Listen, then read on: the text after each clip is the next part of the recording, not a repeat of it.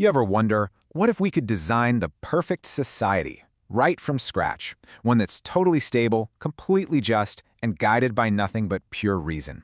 Well, that's the monumental task the ancient Greek philosopher Plato set for himself. We're diving into his radical blueprint for a utopia, an idea so powerful and, honestly, so controversial, it still echoes in our world today. Everything for Plato really boiled down to this one single question. It seems simple on the surface, right? But think about it. It's a problem that has toppled empires and sparked countless revolutions. For Plato, finding the right answer wasn't just some academic thought experiment. He believed it was the absolute key to saving civilization itself. Now, to really get why Plato's solution was so extreme, you first have to understand the extreme problems he was looking at. His ideas didn't just pop out of nowhere. They were forged in a time of incredible chaos and disillusionment. This pretty much sums up the world Plato saw around him. His home, Athens, was a total mess. It was politically unstable after a really disastrous war, and it was just full of division. He looked around and saw a society that was falling apart, and frankly, it terrified him. And then came the breaking point. The city of Athens, his own city, held a democratic vote and condemned his mentor, the brilliant Socrates, to death. For Plato, this was the ultimate, horrifying proof that the whole system was broken. An ignorant public had just executed the wisest man he knew. This personal tragedy completely transformed his philosophy into a lifelong mission, to design a state where this could never, ever happen again. So, how do you fix a broken world? Plato was convinced the answer wasn't in politics as usual, but in philosophy. To build a perfect state, he thought, you first had to understand the very nature of reality itself. And that brings us to his most famous idea, the theory of forms. He argued that this world we see and touch, well, it isn't the real world. It's more like a shadow of a higher, more perfect reality. Think of it like this. There's a perfect, eternal form of a circle out there, the pure idea of a circle. Every single circle we draw is just an imperfect, flawed copy of that one perfect form. So in Plato's mind, reality is split in two. You've got our material world over here. It's always changing, it's imperfect, and it's ultimately just an appearance. But then, on the other side, you have the world of ideas, or forms. That world is perfect, it's unchanging, and it's the source of all truth. For Plato, the whole job of a philosopher was to see past the shadows of our world and grasp that true reality. And here's the crucial takeaway from all that. If true goodness, true justice, true beauty, if all those things exist as perfect forms, then the only way to be a truly good or just person is to have knowledge of those forms. You can't just stumble into being virtuous. For Plato, it was simple. Virtue is knowledge. Okay, so this all comes together in his masterpiece, The Republic. This is where he takes that philosophical foundation and builds it into a really radical political system. Because if virtue is knowledge, then it just logically follows that only the most knowledgeable people should be the ones with the power. Plato's Republic is his grand answer to all the chaos of his time. It's a seriously dense work, but the core idea is this. It's not just a philosophical text. It's a practical, if maybe a little extreme, blueprint for a state built entirely on reason, where every single piece of the puzzle is designed to create a stable and just society. He started with the idea that the human soul has three parts.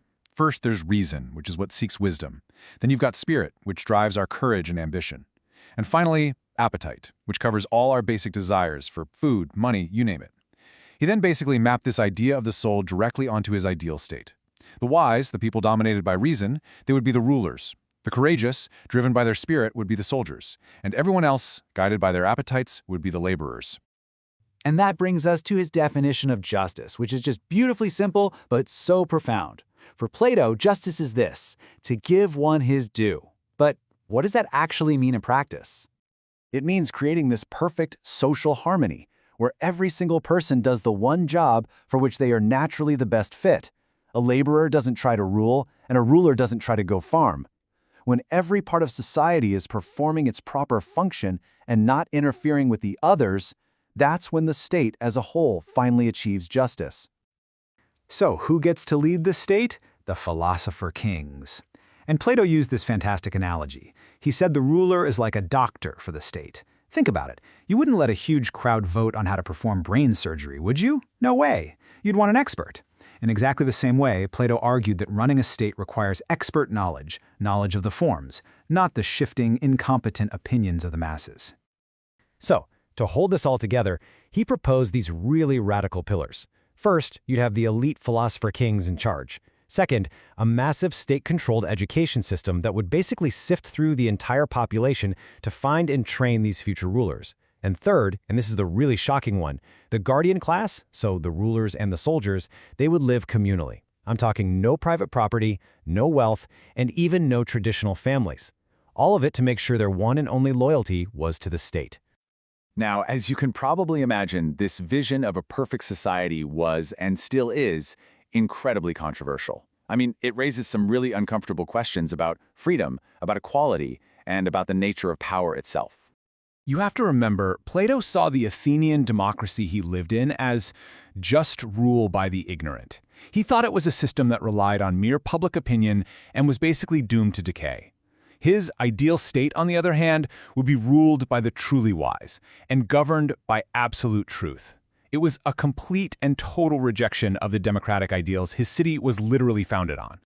And you know, the criticisms are powerful. For one, his ideas were born in a slave society, and his system is unapologetically elitist. It just excludes ordinary people from having any say in how they're governed. The name republic is actually kind of ironic, since the whole process of governing is completely closed off to the public. And for a lot of people, then and now, getting rid of the family was just a step too far, an unnatural attack on the most basic human bonds. What's really interesting, though, is that it seems Plato himself may have softened his views a bit over time. In a later work called The Laws, he actually proposes a second best state. He backs away from this idea of all-powerful philosopher kings and instead argues for a system based on the supremacy of the rule of law. It's a much more practical and way less utopian vision. And that leaves us right back where we started, with the question Plato was wrestling with, a question that is just as relevant today as it was over 2,000 years ago. In our world, with all of its complex challenges, should our leaders be the wisest among us, the experts, or should they be the ones who best represent the will of the people? Plato made his choice. What should ours be?